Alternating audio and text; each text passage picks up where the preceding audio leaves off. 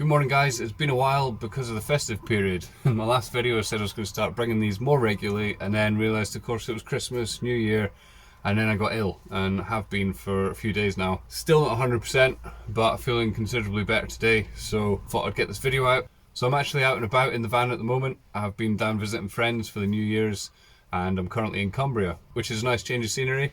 Anyway, without further ado, we'll get stuck into this video. In this one I'm going to show you how to install a split charge relay system. The first thing I did was bought a split charge relay kit from eBay. The thing that you need to check is the length of the cable that you're going to need. So you want to measure from your van battery to the leisure batteries and then probably add a meter or so. Once you've decided your cable length, go ahead and order that and they'll send everything you need for the installation. Got a wiring diagram that came with the kit, so I'll show you how that works and we'll put that together now. This diagram is actually really quite simple to understand. This is your van battery. You run a cable from that, which I have here, which comes all the way from the front of the van. Then you want to stick it through a fuse, which comes with the kit, and that's two of them side by side. They are blade fuses, so you open that up and the fuse goes between those two bolts. So this is on the live wire and it continues along and then goes through the actual split charge relay block, which then comes out and goes through a second fuse and then onto the leisure battery, which is those, which will be wired up together too. And then you need to talk about the earth. So it takes you a wee while to find it on this one because you don't realise that once you pop that open, that's your earth cable in there. So you have to take the earth cable out and then to the negative of the battery.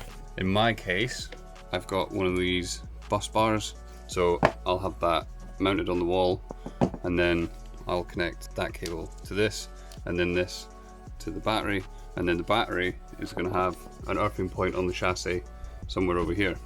The other thing to note, this cable is absolutely not attached to the van battery right now. That would be a ridiculous mistake to make, so make sure you're not connected to the starter battery before you start doing this. This is the cable that goes through to the back to the split charge relay. I've left plenty of excess on it.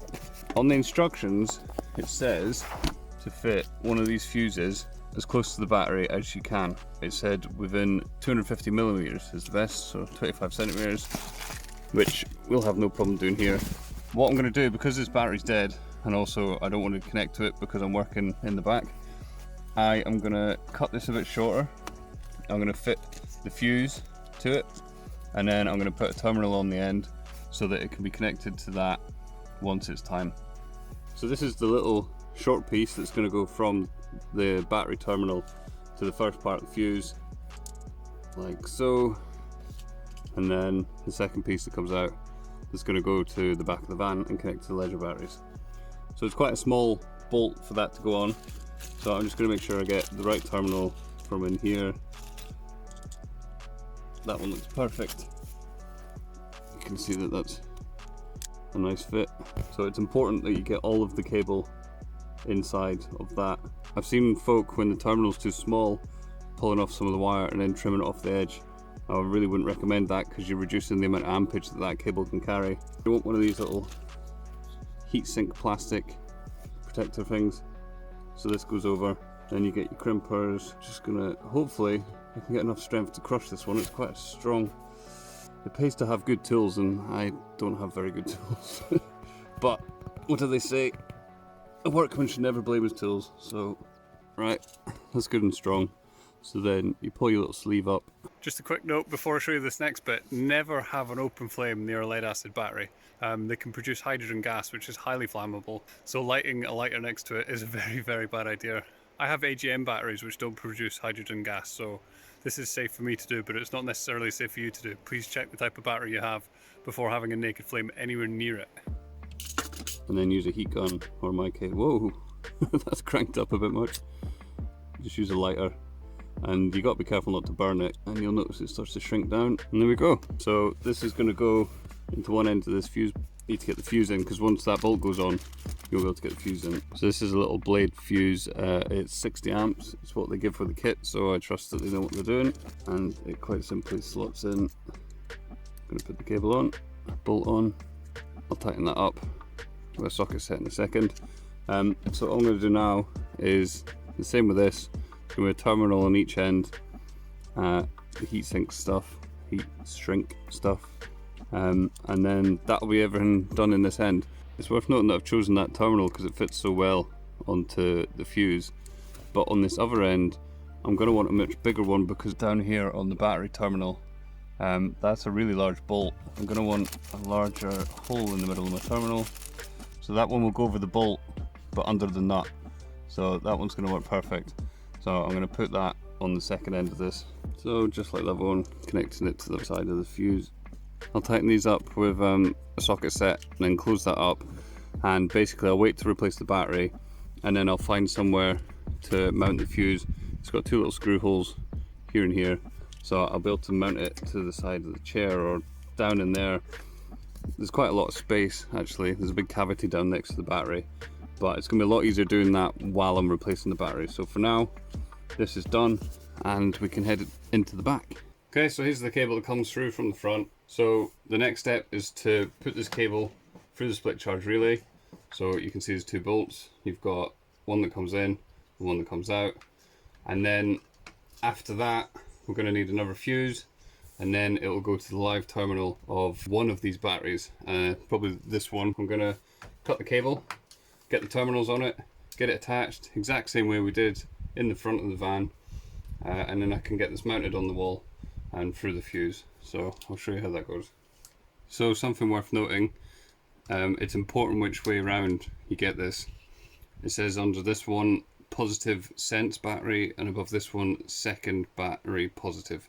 So what that's telling me is the battery that it wants to sense the voltage from, which is the van battery, because the way the split charge relay works is that when the van runs, this then opens up the circuit and lets the current go through to the next set of batteries. So this one needs to be the van battery, the sense battery, and then the second battery is going to be the leisure batteries. So there's the cable coming from the front. It goes to the sense battery terminal, and then I've got a cable coming out the second battery positive, which is in my hand here. So I need to fit a fuse in here. Because this is going to be mounted here, it's going to be really close to the battery, so that works really well. Screw that in position on the wall there. Screw the fuse in position next to it, and then run this cable along and put terminal on it ready to connect to that. So there we go, cable comes in, goes into the split charge relay, comes out, goes for the fuse, and then I've got this cable here which is going to go to this positive terminal, and then this is the earthing cable that's going to come out and go to that bus bar as one of the connections on the wall over here somewhere. It's pretty simple. The van starts, the battery gets charged by the alternator, it goes through the fuse as long as there's no malfunction, it'll run through all the cable that comes through the van, it'll come out here, it'll go into this, and then this is going to detect that if it's above 13.3 volts, it will then engage the switch inside, which will pass the current through here for the next fuse to make sure there's not been a malfunction somewhere in this area, and it will come through there into the battery, which we're about to wire together, and it will charge both of those plus the van battery, all running off the alternator. Brilliant. And I think it's like 70 quid for the full kit, and it is well worth it. During the winter when your solar isn't bringing in the power, you can just start the engine, leave it idling, and it will charge your batteries up. But in this video I'm also going to show you how to wire two batteries in parallel. So if you're looking for a 24 volt system, you need to wire them in series, and that's not what I'm covering in this video. This is about parallel, and there's a wrong way to do it and there's a right way to do it. All the positive devices are going to connect to this, and then we'll use this negative to connect to the devices, not that negative. If you have the positives coming in here and the negatives going out there, what happens is that the voltage drop is different on the two batteries, and that's not good for their lifespan. You want them to both descend at the same rate and charge at the same rate. It's always good to keep cables as short as possible, especially when they're with such high powered devices like a battery. And then I'm going to have to make sure I've got enough of this black cable to run from here to a negative bus bar, which just gives me a connection point, which makes it easier to connect lots of devices to the negative of that battery without actually connecting them to the battery. I can use this instead. Right, so now I've got those two leads. I've got positive with two terminals on the end, negative, two terminals on the end. Easy. Now it's time to connect them. I'll tighten all these up in a minute, but I'm just going to put them on by hand for now. Okay, so that's purely positive to positive. That's all I've done there. And now we're going to do the negative side. As you can see, positive to positive, negative to negative. Good afternoon, guys. So the plan of attack today is to continue with the electrics of the van. The next step is going to be grounding the batteries. So we've got a load of this 16mm black cable, and we're basically going to attach it to the chassis and then to the negative of the second battery. Basically, when you're grounding to the chassis of the vehicle, the really important thing is that you get rid of all the paint, all the grease, dust, everything, so that you've managed to expose like raw metal. That's so important for connecting this because it needs to have a really good connection, and I'm going to show you how we're going to do that. There's quite a lot of metal work down here. This seems to be double plated, it's really thick, but basically you're looking for anywhere that you can bolt through. To have access to both sides of the metal makes it a lot easier, because then you can get a bolt like this through it. So my plan of attack here is to somehow drill a hole in there. And I've just realised that that's damn near impossible because I'm never going to get the drill in there. So I might aim here instead and punch a hole through there. But first of all, what I'm going to have to do is clear this whole area of all of the paint and grease. And then we'll punch a hole and then we'll put this bolt through.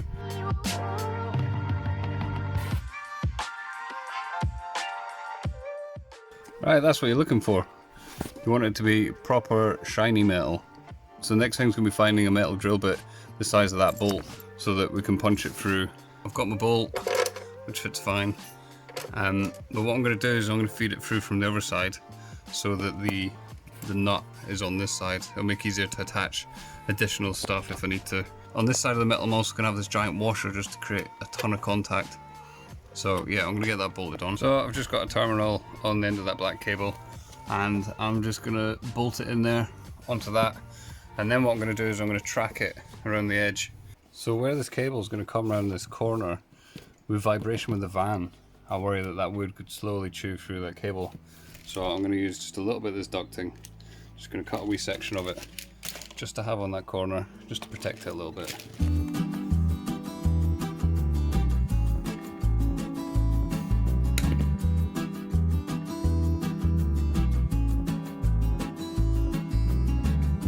So we now have a cable coming at the negative side that runs along and then straight to the vehicle chassis, which means this whole system is now grounded. So the next step is installing these bus bars. Basically, the reason that these are useful is because instead of attaching many devices to the positive and negative terminals on the batteries, you can just connect these. So basically you'll have one cable that's going to run to the negative and one that's going to run from the positive, and then that means you can connect a whole arrangement of different things to this instead of having to run tons of connections onto the battery, which keeps this system really neat. So for example, this needs to be earthed, and there's no point in taking it all the way to the earth. I can connect it to the bar, and then the bar will be connected to the negative terminal in the battery, which is also connected straight through to the ground. I'm going to do the same with the positive, but I'm going to have a nice big breaker switch so that I can disconnect the entire system using just one button. Okay, so an update. I've already showed you the split charge relay, which is now connected. It's still not connected to the van battery because it's dead, but I have connected the split charge relay now to the battery. The other thing I've added, I've got this cable coming up that goes through this big breaker switch. So that means I can disconnect the entire system with a flick of one switch. It then comes out of there and goes to this positive bus bar. It just gives me a nice terminal to connect to that isn't the battery and allows me to have this switch before it so I can turn everything off. I've also installed a negative one, which I actually ran out of black cable. That's red.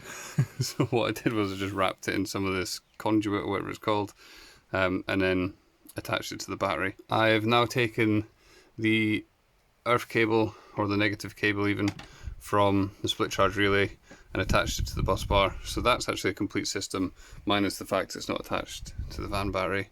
And then this one here, which is ready to be wired in. And the reason I haven't wired that in yet is because with this bus bar set, these are the terminals I got. And honestly, I could probably bite through that, no problem at all. So I'm not convinced that that can carry the amount of ampage safely. So this cable can carry 20 amps, and it's the one that connects through to the kitchen electrics. So that's going to run a 6 amp pump, some lights, maybe some USBs. So, you know, it could be carrying 10 amps, and I'm not convinced they can carry 10 amps. So I've ordered some new terminals, and then I'll wire that in. So there you have it, that's how you install a split charge relay system. Now, it's worth noting at this point that I actually completely removed the system and swapped it for a battery to battery charger. And I'll just very, very quickly explain the difference between the two. Split charge relay is much cheaper, coming in at about 70 quid, depending on the length of cable you need. But what happens is that the van runs, the alternator punches through a load of power into the batteries and charges them up. The alternator doesn't really understand what the batteries need, it just forces a load of power through to make sure that the starter battery is charged for the next time you run the van. But of course, a starter battery and your leisure battery system are very different things altogether. So it is a very cheap way of putting through a load of power into your leisure batteries, but what will happen, you'll get that bulk charge part that's going to charge the batteries up to around 80%, but you won't actually get above 80% because it hasn't got that trickle charge that's needed to fill the batteries completely. Whereas a battery to battery charger, the way that that works, the alternator sends current to the battery to battery charger, and then the battery to battery charger basically harnesses that power and decides what your leisure batteries actually need at that time, and it will give the leisure batteries that voltage to make sure that they're charging properly. So the battery to battery charger will do a bulk charge when your batteries are really low, and then when they're near full at like 80% say, they'll start to do a trickle charge. They understand what the leisure batteries need, and you can also change it between HAM batteries, lithium batteries, lead acid batteries. So initially I went with the split charge relay.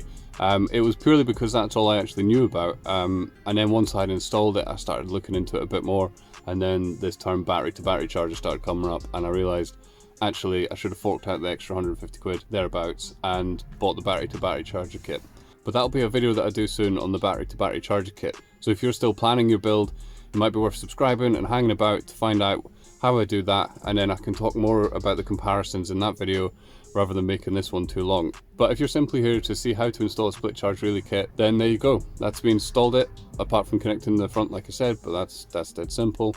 And yeah, it's a really cheap and effective way of getting power to your leisure batteries in the back of the van. And if realistically, if you're just running some lights, a pump, some USBs, it's probably not going to be much of a problem. But I am editing and I'm running this laptop a lot of the time, so therefore my power system needs to be really reliable and robust. I also work from my laptop remotely, so for me to invest that initial money into a battery to battery charger, better batteries, more solar, all that stuff, it pays for itself in the end. But like I say, if you're just running small devices and you've got just a cheap leisure battery from Halfords in the back, it's not going to matter. Split charge relay is the way to go for you. Anyway, thank you so much for tuning in, guys. I'll see you again soon. I'm definitely going to get some momentum now that it's 2023, because I really want to be bringing you adventure videos like I used to. Can't wait to hit the road and just explore again and be free. So yeah, I hope you look forward to joining me on that journey, and I'll catch you in the next van build, which will be coming soon. Thank you so much, guys.